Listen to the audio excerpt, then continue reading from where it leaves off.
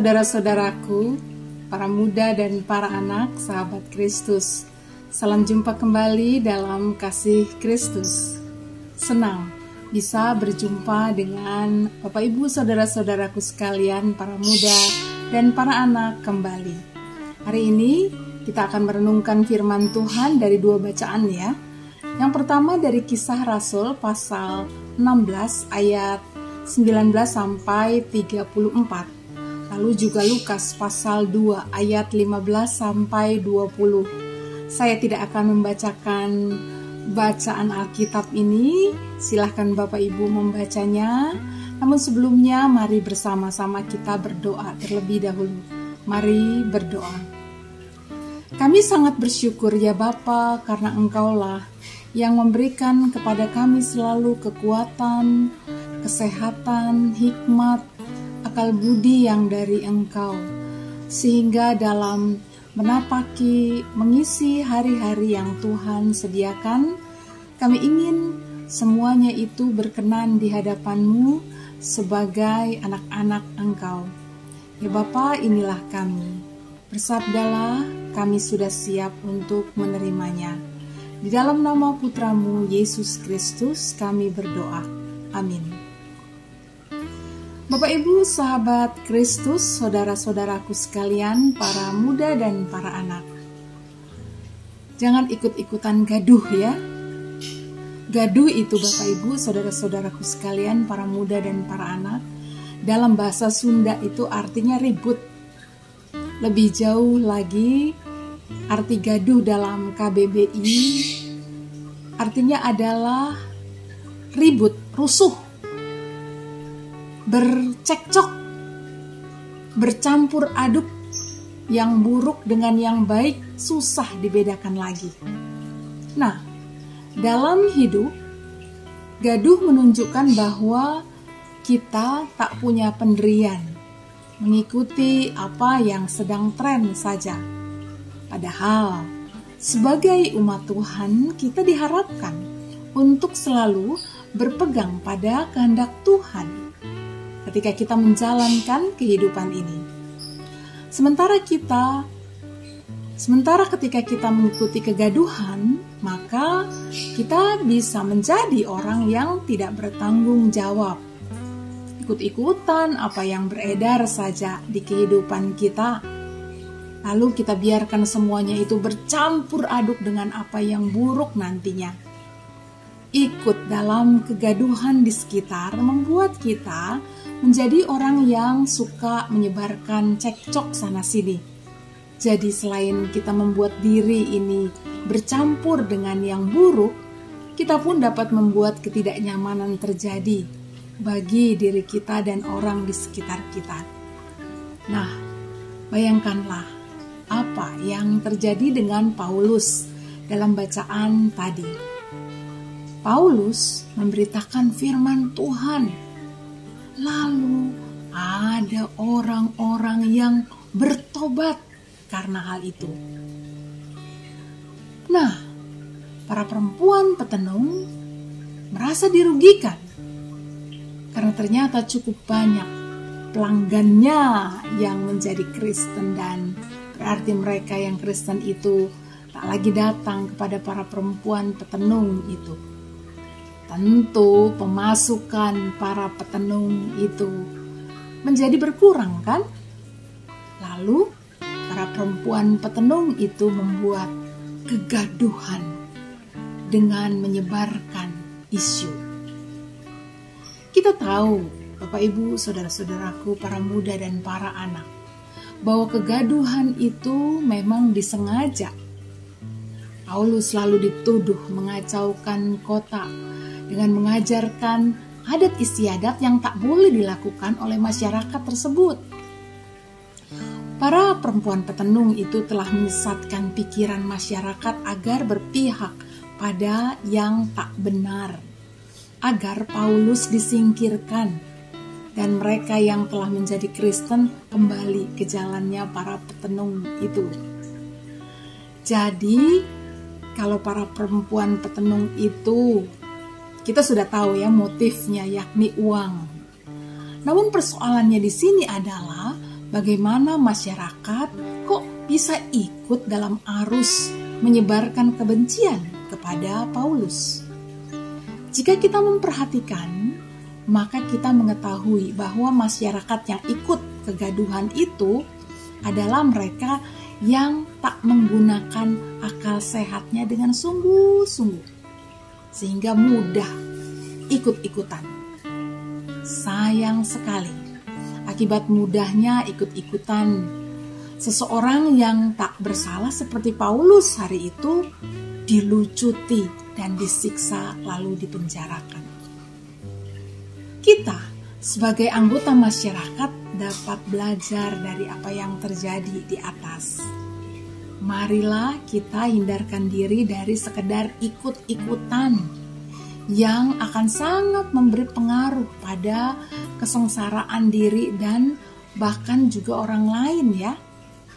Jangan terlalu mudah ikut dalam arus kegaduhan. Jangan sampai kita malah menjadi seorang yang ikut terlibat dalam sebuah rancangan buruk atau jahat dari pihak-pihak tertentu. Bukankah kita akan dengan mudah mengikuti mereka yang kedudukannya terhormat di tengah masyarakat? Nah, seperti para petenung atau perempuan petenung itu ya. Itulah sebabnya kita diminta untuk berhati-hati. Jangan mudah terbawa dalam kegaduhan yang beredar di sekitar kita. Dalam hal ini, saya juga ingin mengajak kita untuk suka merenungkan terlebih dahulu segala apa yang kita dengar dan kita lihat dengan bijaksana.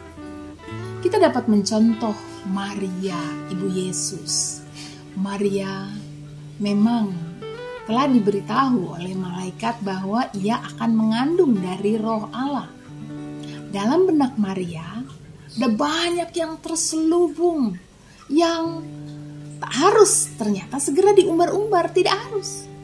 Bahkan ketika ia didatangi oleh para gembala itu tentang bayi Yesus, semua orang bercakap-cakap dengan keheranan tentang apa yang dikatakan oleh para gembala itu. Namun ini yang terjadi pada Maria. Ia menyimpan segala perkara itu di dalam hatinya dan merenungkannya. Ayat 19 ya. Pastilah saat itu Maria melihat keanehan dan muncul pertanyaan yang menari-nari di kepalanya. Alih-alih sibuk untuk menambah-nambahkan dengan kisahnya sendiri, lalu membuat kisah baru sesuai dengan kesempitan pemahamannya, Maria memilih untuk menyimpan dan merenungkannya. Ini artinya apa, Bapak Ibu? Artinya bahwa Maria itu adalah sosok yang bertanggung jawab pada setiap apa yang ia katakan dan ia sampaikan dan ia perbuat dalam kehidupannya. Selama ia belum memahami utuh kisah dan kehendak Tuhan, serta apa yang seharusnya ia perbuat dalam peristiwa kelahiran Yesus itu, ia memilih untuk menyimpan dalam hatinya dan merenungkannya. Maria dalam hal ini bukanlah sosok yang mudah bercampur aduk dalam kegaduhan, sehingga mudah mengatakan sesuatu yang belum ia ketahui dengan benar. Jangan seperti orang banyak sekitar yang mudah mengatakan itu ya, ini itu, lalu kalau salah nanti tinggal buat pernyataan saja, permohonan maaf di selembar kertas bermaterai dan lalu selesai. Padahal sudah ada seseorang atau orang banyak yang dirugikan dan disengsarakan karena sikap yang tak bertanggung jawab tersebut. Jadi Bapak Ibu Saudara-saudaraku, para muda dan para anak, firman Tuhan hari ini mau mengajak kita menjadi orang yang tak mudah ikut serta dalam dalam kegaduhan yang diinisiasi oleh seseorang atau sekelompok orang. Jangan sampai kita berkata bahwa asal semua orang berlaku demikian, ya udahlah, maka biarlah saya juga bersikap demikian. Padahal kata-kata, tindakan, dan perbuatan mereka tidak benar. Untuk dapat mengetahui apakah tindakan, kata-kata, perbuatan, serta berbagai macam sikap kita benar, maka marilah kita mengendalikan diri agar tak mudah terpicu oleh kegaduhan orang banyak. Simpanlah dahulu, pikirkanlah yang baru muncul sesaat itu tadi dari seseorang kah atau orang banyak mungkin, dan renungkanlah. Jika kita yakin apakah yang kita katakan dan kita lakukan itu sesuai dengan kehendak Tuhan, maka katakanlah dan lakukanlah. Kiranya hikmat dan pengertian dari Tuhan yang kita tempatkan menjadi yang utama dalam kehidupan kita. Sehingga jika kita harus bertobat ataupun harus meneruskan apa yang kita lakukan, semuanya itu menunjukkan kita bagaimana menjadi pengikut Dia yang setia. Kita akan menyatakan ikut kegaduhan? No. Melakukan kehendak Tuhan. Yes. Tuhan menolong saudara-saudara sekalian dan saya. Mari kita berdoa. Ya Tuhan, inilah kami manusia yang lemah. Biarlah Engkau sendiri yang terus memberikan kami kekuatan dan hikmat supaya tidak terjebak pada kegaduhan yang ada di sekitar kami.